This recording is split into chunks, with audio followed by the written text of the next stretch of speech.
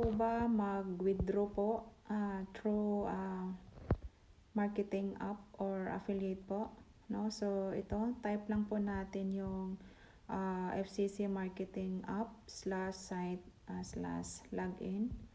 Then ayun po, click na lang po natin yung then lalabas po dyan yung username or sponsor ID po. Yung sponsor ID is yan po yung code nyo po. Then password.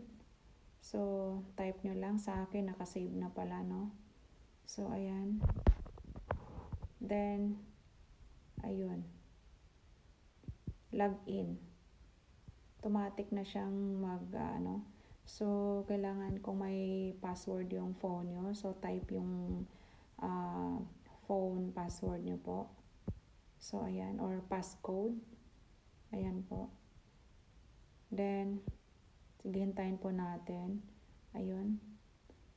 Then click login. Ayan po. Lalabas na yung name nyo po.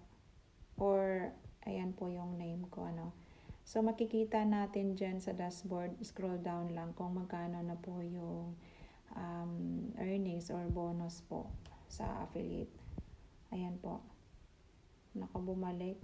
Make sure talaga kung pangalan ba talaga niya yan. Ayan. Okay. So, ayun. Malapit na. Napaka-thrill naman mag-scroll down ito. Ayun. Sige pa. Ayun. Total earn po is $330 US. So, may referral income ako na $90 US. Ayan. Ang tagal niyang mag-scroll down. Talagang So, may wallet balance 190. So, 330 plus 90 dapat. Kaya lang, last week po kasi withdraw po ako ng worth $140 US. Kaya, yan na lang yung natira is 190. Ang balance ng wallet ko. So, gagawin natin, i-withdraw po natin yung natirang 190. So, ayan. Okay. Ayan po. So, punta tayo dyan. Click lang yung tatlong line sa taas. So, hanapin natin ngayon yung withdraw. Ayun. Withdraw payouts. Ayun. So, ayan. Scroll down lang. Yan. Kahig sa baba.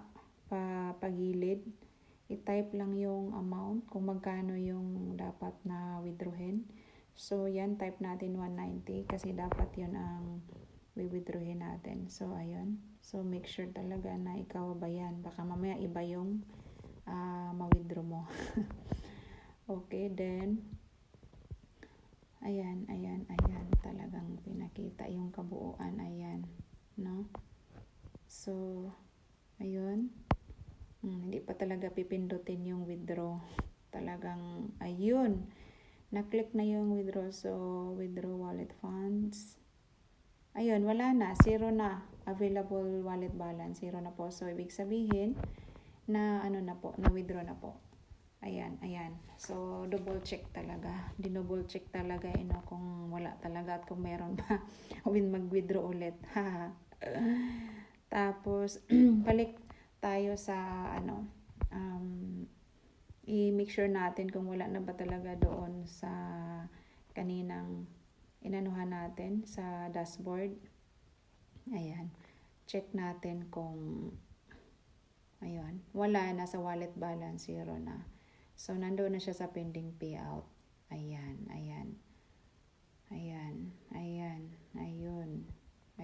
So, ayun lang guys.